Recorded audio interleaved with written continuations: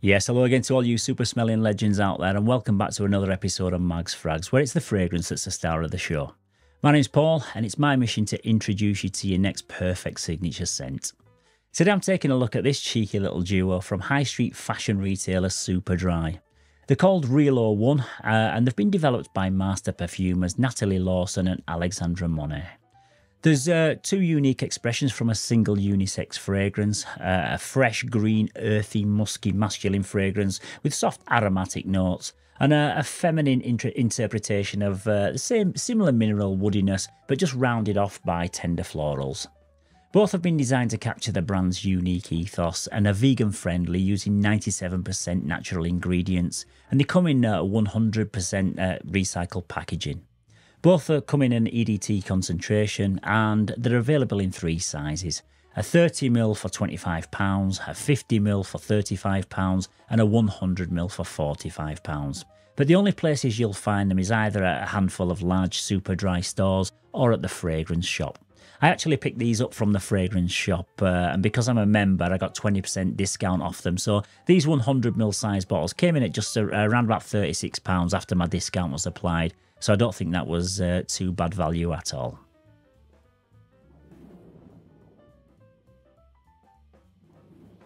Okay, so into the presentation, and the first thing you'll be really impressed by is the level of attention to detail that's gone into both the packaging and the bottle design of these two latest releases. Starting with the bottle itself, the design unites Americana, British heritage and Japanese influences, echoing Superdry's cultural depth. The triangular half-frosted glass bottle is actually partially made from recycled materials, aligning with the brand's eco-conscious values. Each of the three sides features distinctive engravings, the new Americana-style fragrance logo, the Japanese kanji characters that translate to spirit of adventure, and finally a stylised Union Jack with the Superdry 01 branding above it. These thoughtful touches add personality and depth to the bottle, which is further enhanced by the wooden click-on cap embossed with the fragrance name stamped into the top. The minimalist design elements make this bottle a piece you'll want to keep even when the fragrance is finished, and the refillable design speaks to sustainability-minded consumers. The only difference aesthetically between the two fragrances is the colourway, with the masculine version getting a blue to white gradient and the feminine one getting a dark pink to light pink gradient, and also a white cap. The external packaging is fairly basic but well crafted nonetheless, using recyclable materials with a raw, unfinished look that matches Superdry's adventurous aesthetic. The masculine scent comes in the brown box with black branding, whilst the feminine one gets the white box with the red branding.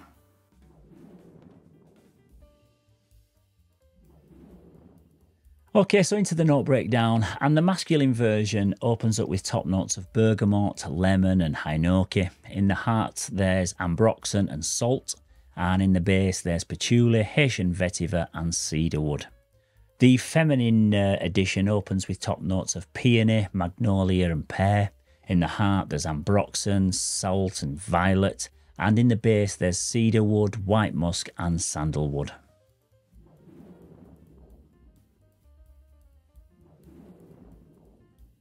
Okay, so firstly I'll start by saying that I'd have absolutely no issues as a man wearing this feminine version, and to my nose it's just a straight up unisex scent, as is the masculine one really. But this masculine one does start out the much more fresher of the two, and with the bergamot and the lemon bringing a zesty brightness that feels really energising and vibrant. The inclusion of hinoki adds a green, earthy and slightly smoky quality that gives the fragrance a depth and sense of place, almost like stepping into a shaded forest clearing.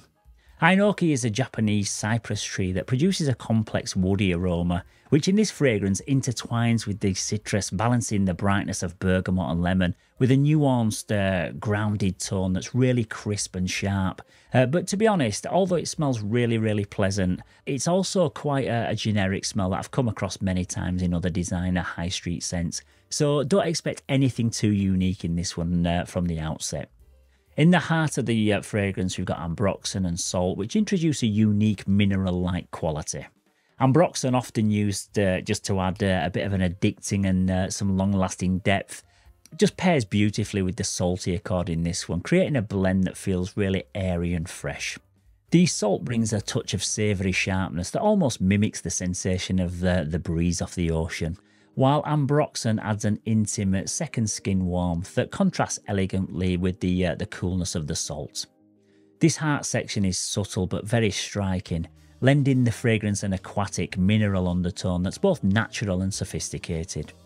As the fragrance settles into the base, it becomes richer and more complex. Patchouli provides an earthy, almost smoky sensuality that amplifies the fragrance's masculine appeal, while Haitian vetiver brings a woody, slightly grassy note that sharpens the profile with a touch of rugged elegance.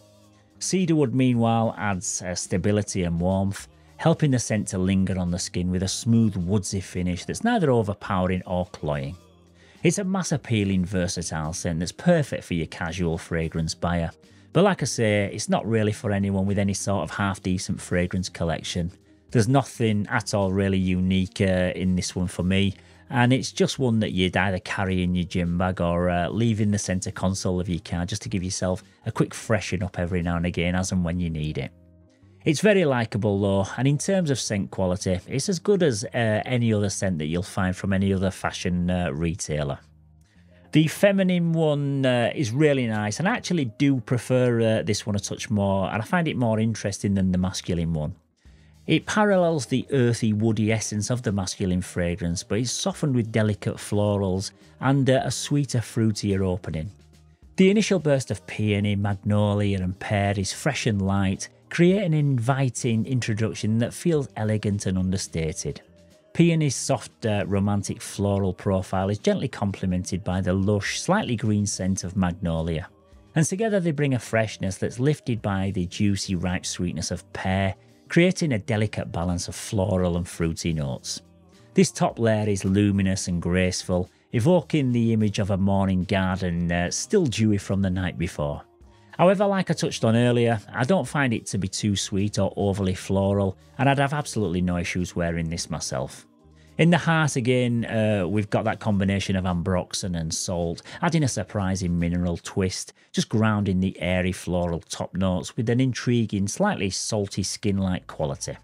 The salt accord in here is less pronounced than what you get in the masculine version, allowing the ambroxan to take on more of a softer, almost powdery quality. This creates an elegant and slightly mysterious allure, as if the wearer was enveloped in a gentle ocean-kissed breeze. The addition of violet adds a touch of powdery sweetness to the mineral layer, just rounding out the more aggressive notes with a warm, refined touch. As the fragrance progresses through into the far dry down, it deepens into a blend of cedarwood, white musk and sandalwood. Cedarwood anchors the scent, offering a crisp woodiness that just ties back to the opening notes, while musk, often used for its clean and soft profile, adds even more of a delicate powdery warmth that gives the fragrance a comforting and close to the skin feel.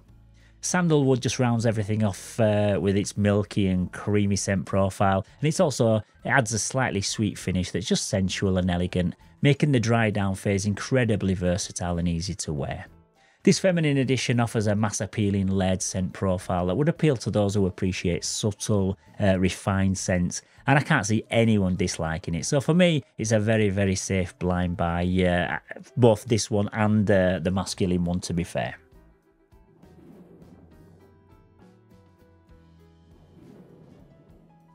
Yeah, so both of these two are extremely versatile, and they're ideal as like daily dumb reach spray and go type fragrances.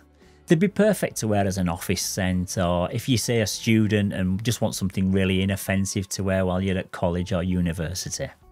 The gents one, like I mentioned before, is fresh and crisp, so it'd make for a great gym scent to apply just before a workout, or even after a workout when you've just showered and you just want to smell really clean and revitalised. Whereas the feminine version reminds me of a sunny but breezy day where the green leaves are coming back on the trees, so ideal if you're just heading out on a day trip to the coast, etc. But none of these nighttime fragrances in my opinion, and both have more of a bright spring and summer daytime quality about them.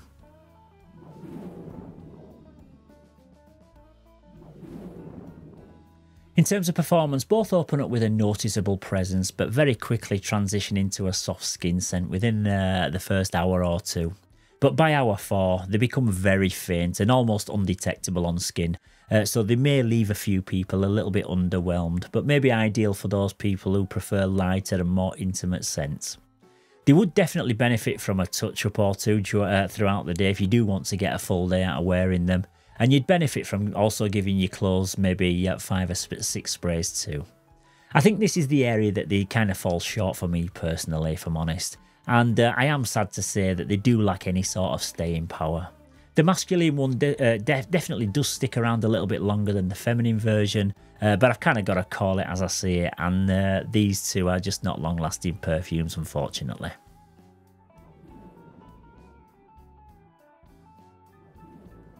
Okay, so just a quick summary. I would say Superdry's new fragrances capture an airy, natural charm that's in line with contemporary fragrance trends, making these releases suitable for a wide range of occasions and wearers. Both fragrances are subtle, sophisticated and versatile, offering an accessible introduction to the fragrance world, whether you're a teenager that's just starting out, or someone who's a bit older that just wants a no-nonsense scent that's just going to get the job done.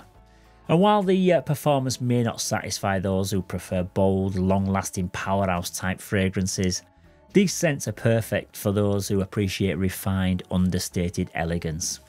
The eco-conscious bottle design, refillable glass and also the recyclable packaging materials speak to Superdry's commitment to sustainability, making this launch especially appealing for eco-minded consumers. The price point also aligns well with the fragrance's moderate longevity and soft projection, offering good value for those looking for a versatile everyday scent and aren't worried about giving yourself a top-up or two throughout the day. Okay, so once again, that's about it for today's review. But don't forget, tomorrow I'm going to be giving my thoughts on another brand new 2024 release, which is by D Squared, and this is called Icon Pour Homme. So if you're interested in finding out all about this one, then don't forget to tune into tomorrow's review. Or better still, hit the subscribe button, and that way you'll be notified whenever I upload any new content. So until next time, guys, thank you very much for tuning in today. Keep smelling like a god, and I'll see you in the next one. Bye-bye for now.